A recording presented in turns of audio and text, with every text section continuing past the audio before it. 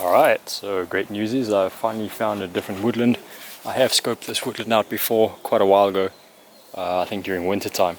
So of course all the brambles were down, everything was down, a bit of trees were deciduous, so they dropped all their leaves, so it was a bit open. Luckily this woodland doesn't have any paths running through it, it's only going around the perimeter. So once you get deep enough inside, through enough brambles and stuff, you should be safe, should be alright. So 100% sure no one's going to find me here. At the same time, the good thing about all the brambles everywhere is I went through brambles big time. You probably saw my leg by now. But the best news is, although I'm not too far from the highway, you just can't hear it right now. You can hear a dog at the farm, loads of parakeets in the trees, and obviously wildlife, which is pretty right. It's going to be nice. There's a few dead oaks in the distance. It's an ancient woodland. This one's mostly oak and hazel, but there are hawthorn. I saw some sycamore, which is maple for you guys in the US and Canada.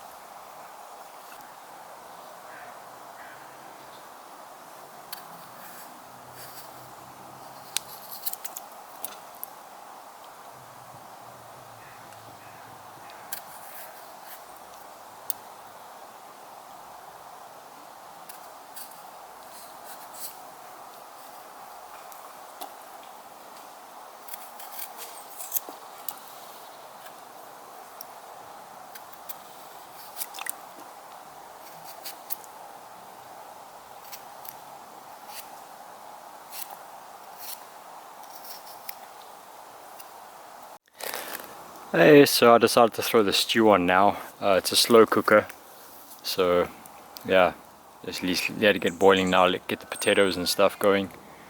And then I got some water in there, and I'm quite hungry, and basically I want to chow something before I wait for the stew. So I'm happy to eat the stew tonight at like 9 o'clock, 10 o'clock, whatever, it doesn't matter, you know. But anyway, I've got a Korean MRE kind of thing, you know, a ration kind of thing. It's like a single meal. You just pour hot water and you chow it, almost like a pot noodles, if you want to call it that.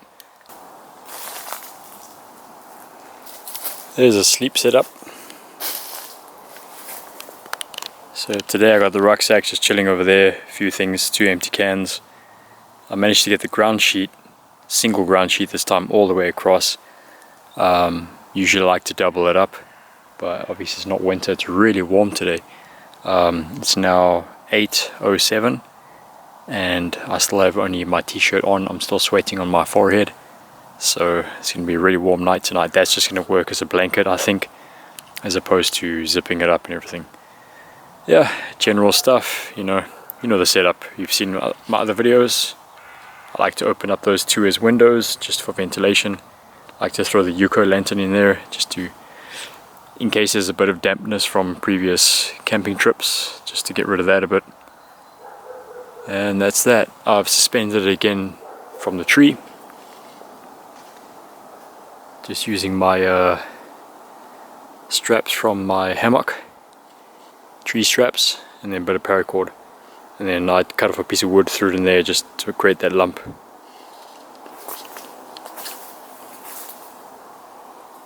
Nice.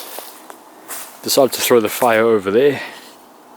Just, there's a path further back running along here, just to divert, attention from that side. I started the fire early, so cooking up a stew. That's going to take maybe another hour or so, and then I can kill the fire, and then yeah, sun is almost down. Got maybe another 20 minutes of decent light left.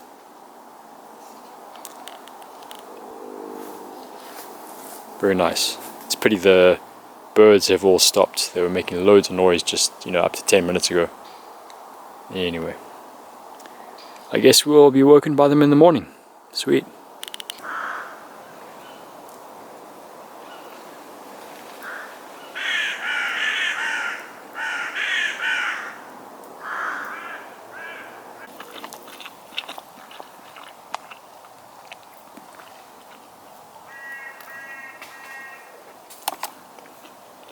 Good.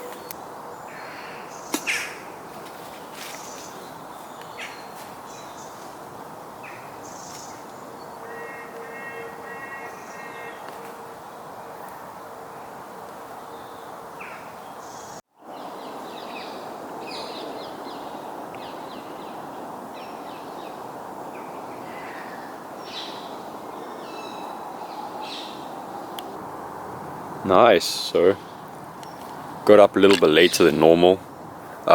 Normally I'm up quite early during wild camp trips. I don't know if I'm getting immune to the sound of birds and stuff, or if it's most probably likely inside a Lavvu it's just really, really dark, so you just don't wake up with that natural light really. Yeah, I mean, I heard the birds going, but yeah, I just thought, okay, cool. Well, I had an alarm going at 6:30, and I was just like, I've had pretty good sleep, so I'm gonna have some more, So I set it for another hour, went off. Again, I was like, just lay there for a bit. Probably got up maybe about 10 minutes ago or something. Finally, went to go take a slash and everything. Got a little bit of a wood stock going here. That was from yesterday. I knew I needed a bit more for today. I'm gonna have to chop something else because I'm gonna make breakfast and lunch today. Although somewhere floating in my bag over there I do have my little alcohol burner, and I also have my small Lixada stove to hold the alcohol burner, so I can use that for like boiling the eggs and stuff. So I'm gonna have a breakfast and a lunch. I'm gonna take a look around this woodland proper because I've got some nice sunlight coming in here. There's the fallen tree with the fire pit in front of it. Oh, last night, that thing that I had on my leg. This jack. So that was the first one when I was coming in. And then while I was having my food, that happened. That had a lot, I don't know why, but a lot of blood came out of that. And at some point this one also happened. It's always the left leg. So I'm stepping over the bramble with the left leg, you know, like this. And then I'm lifting up and my right foot pulls it and then yanks it through the back of my leg, and then causes that nice slit and loads of blood. I didn't treat them. You saw them there. They look fine. It's just brambles, so it's all good. There's a fire pit and my first ever pot hanger. Woo! Man, you're a bushcraft legend now, dude. You don't have to go through making like intricate designs, as long as you have a pole that you can stab into the ground deep enough and just wedge something under there and have the space to be able to wedge it further back to make the pole go higher or further forward to make the pole go lower. So just like a flexible hole that you stab it into.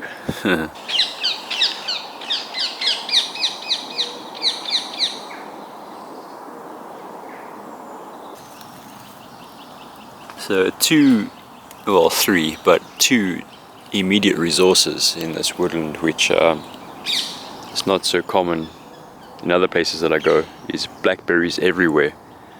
Despite the shade, the plants have managed to still make thousands of little small blackberries, and I actually prefer them inside a woodland. I was harvesting blackberries yesterday, big, thick, juicy ones, and they were just sweet, and they didn't really have nothing else to offer other than the sweetness. These ones, which is what I was eating last time I was in here when I did the recce, they're small, but they've got extreme flavor. They got very good flavor, and they're quite tangy. So they actually, to me, this is better for jams because you know, you're going to be having the proper blackberry flavor in there. So far, my opinion is just woodland blackberries are better than the ones growing on the edge, which catch more sunlight and therefore get bigger and ripen more, and you know, all that. So these have just a better flavor. Bushcraft perspective, there's a whole lot of bracken over there running all the way to down there.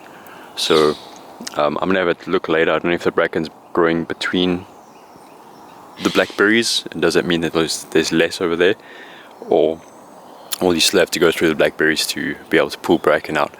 So there's a resource for winter fire starting and stuff. Then the second resource for blackberries, you got to take a look around, because here in the woods they're not doing it as much. So the growing tip, you can have tea with that. So you have to really look to find a bush that's thrown up a few young growing tips. So it's got to be the light leaf that you should drink. So there's a small one, and the blackberries I was harvesting yesterday, because they're in the sun, they're trying to throw up new foliage, so there's a lot. Every single bush has like new tips coming off of each shoot. This is a lot more difficult, but it's alright, you know. If you got time, then just go around and get yourself enough for a cup of tea. Alright, let's see if we can get this fire going. What I've done here is I've built a typical tipi frame just from very small twigs that I've gotten from obviously various trees, mostly hazel. Now, you see that little gap over there? That's where I'm going to stuff the tinder. So I think I'm going to be using some birch bark. If not, I'll see if I can also throw in a bit of sparked up fat wood if possible. We'll see. Now, in this case, obviously there's a lot of air in between. Sometimes you make a little fire, a few things burn and they go out really quickly. So what I recommend here is on the side have 2 or 3 different sizes of twigs, just to feed that little fire that's going on in there, and that'll save the fire from going out. That's the best thing you can do, is always have something on the side to keep feeding. Now, I still consider birch paper to be quite a valuable resource. I have a lot of it at home from 2 trees that I used to manage. I now no longer manage one of those trees, and the other tree doesn't really give as much as the other one did. So It's not going to be a permanent resource for me because I don't have birch woodlands near my house. So like I said, small twigs, medium and then larger ones, just to feed that fire, to get enough heat to get this properly lit.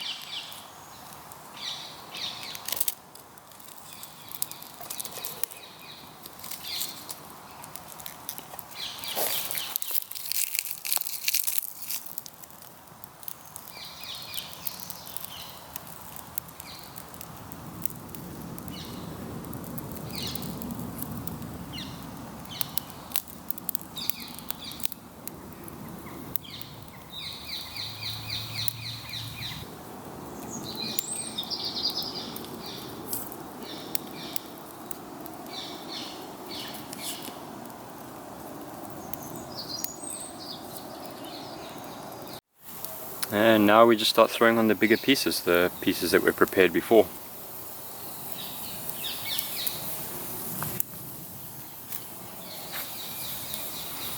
Don't throw too many on, it'll smoke a bit too much, so just let it go like this for a bit, let some air get in there.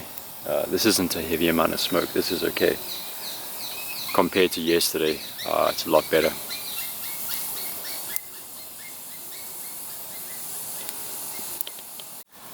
First order of the day, other than waking up to a pretty awesome sunshine coming through the trees, coffee.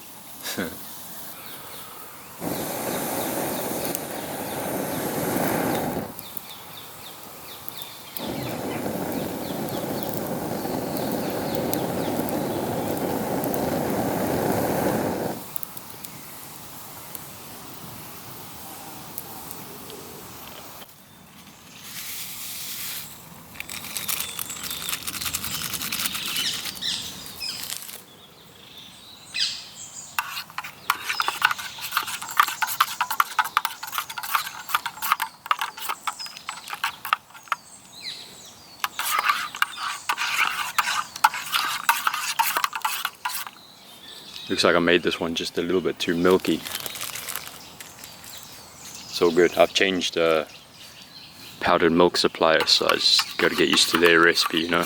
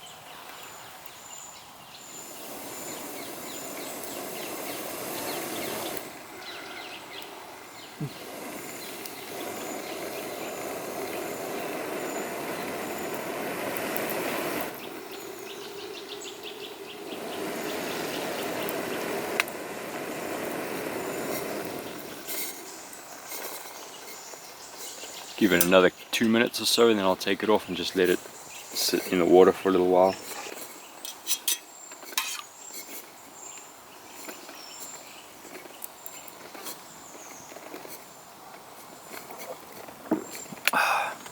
That's good coffee.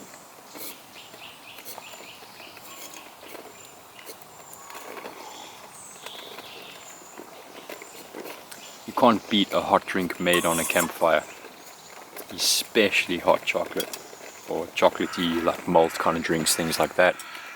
You just can't beat it. There's a taste in there that's different, you know, absolutely different. I mean, at the same time, if you take a pot back home and you cook a pot of milk and water or whatever, you make a hot chocolate, it's much better than in a kettle.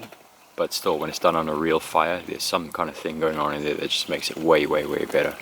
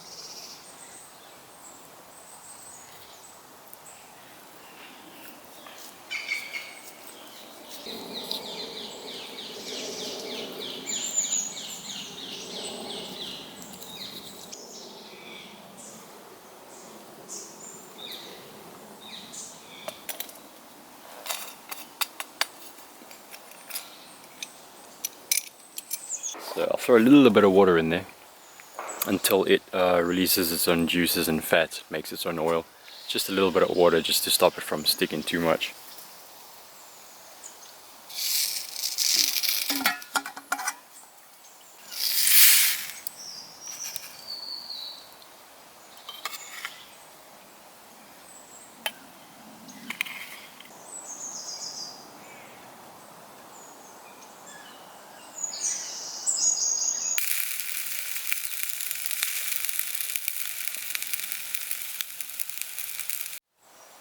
Take a look at that. It's awesome stuff, man. Had a small taste a little bit earlier. It's very peppery, but in a very, very good way. It goes really well with this recipe. Now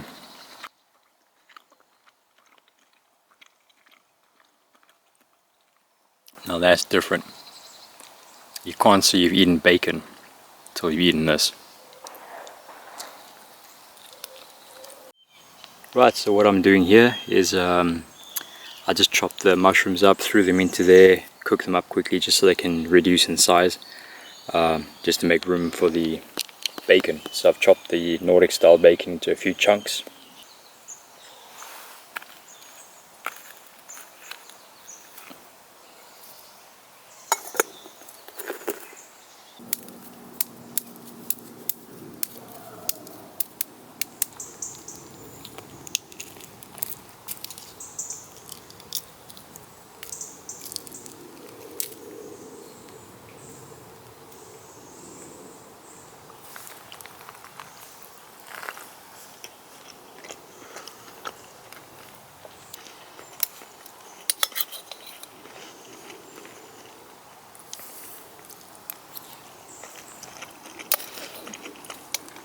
Man, what a good combo.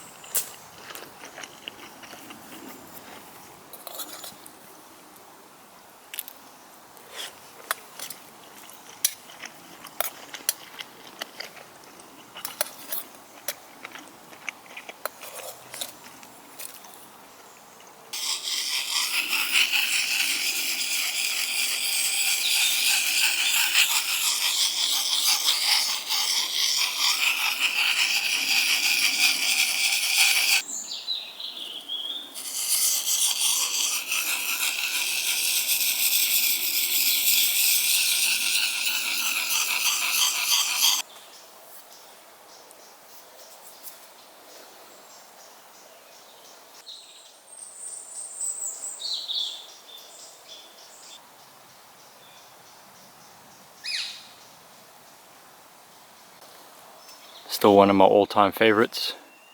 First time I had this was on the Storm Freya when I went camping at the end of Storm Freya.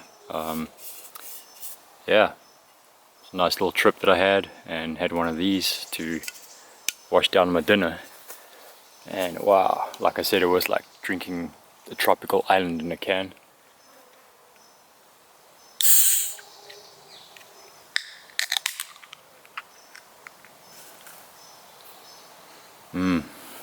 Yeah, it's awesome.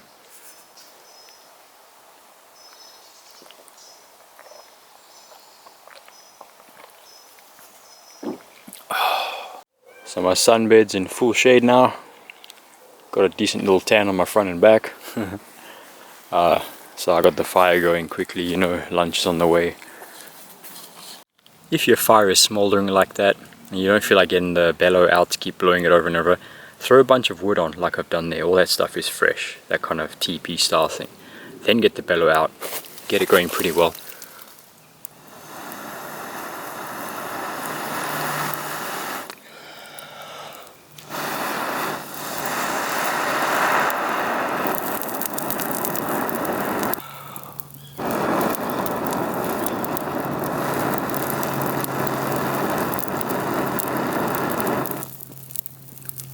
And then you have your smoke issue sorted out for at least a good 10 minutes or so.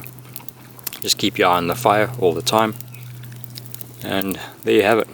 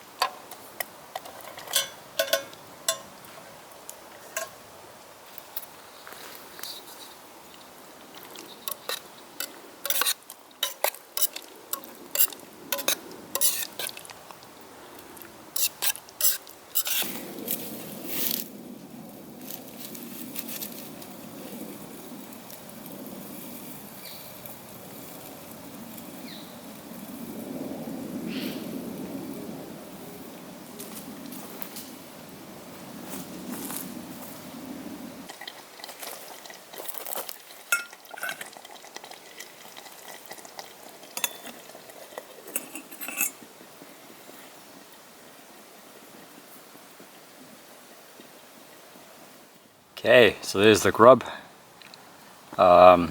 It's a spicy chorizo sausage tortellini, or tortelloni, depending how you want to say it.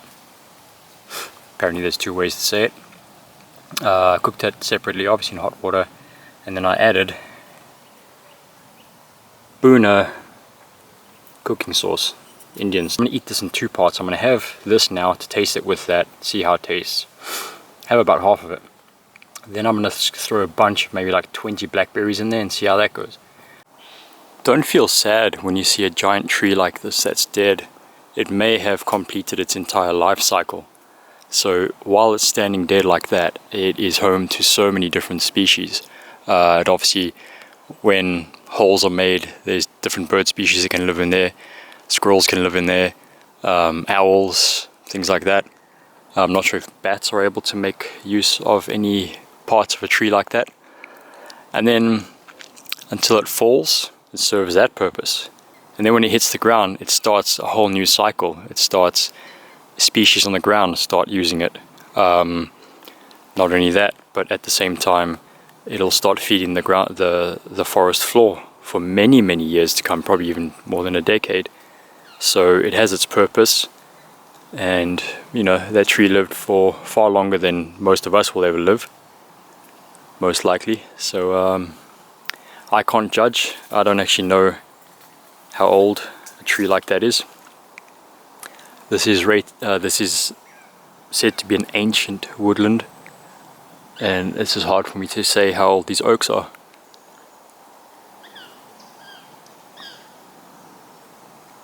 Complete peace in here.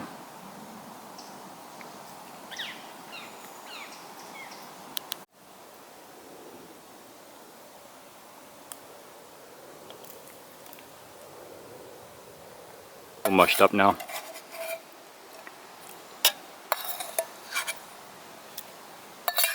Bush chutney.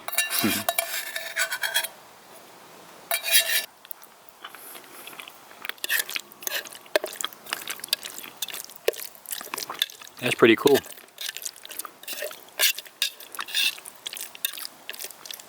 So as you can see, I pitched the Lavvu with no center pole. So I just made a lump over here by cutting off a small piece of wood, sticking it in there. Got the paracord connected to my tree straps for my hammock. It's actually quite high up that I tied it up because I wanted it behind a branch, just in case it slides down the trunk. So it's too tall for me, plus it's a hawthorn. I couldn't stand on anything to get over there, so I just, I can show you my little tip, but basically I rolled up one end and then launched it over in a funny little way. It took about 3 shots and I finally got it over. You can just tie it up like that. It's nice and stiff. Sure, if it's windy, the tree would sway it a bit, but that's why I didn't make the tent way too tight with the pegs. It's tight enough, but anyway, hawthorn. It's a low-growing tree surrounded by very large ancient oaks, so shouldn't have been too bad if that did happen.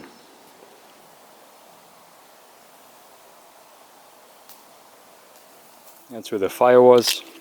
Got the coals down. They were too hot to take home. I wanted to take them home and throw them into my compost bin. But anyway, they were too hot, so I had to throw water on them and then just threw the soil back over. It's a good thick, 4 or 5 inches of soil. It's like 10 to 12 centimeters or so. Camp will be broken up soon. I've started removing things out, taking things out that side, so I can just drop the tent down. I've just done up the self-inflating mattress, and the rest is going to come out now, tarp and all that, and I'll start moving. Alright, so that's where the tent was. This is this area over here. Obviously I can't put back the brambles that I had to kind of cut out, but what I'm going to do now is a few of them, I was lucky enough to like lift them up and put them over the top there, so I'm going to let them all lay back wherever I can.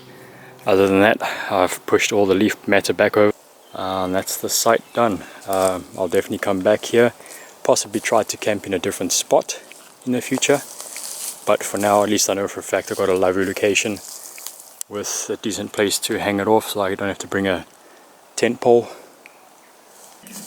Sorry for the others who want a 20, 25 minute, 30 minute video, but this time around it's not dedicated to you guys, it's dedicated to those who just can't get out for some reason. Some of them might even be able-bodied, but they're just so busy at work, they're trying to have a career, sacrificing their life for a career to get returns which take so long to come that by the time you're retired and you want to do this kind of stuff, your body's not willing to do it anymore. So you got to think about these things,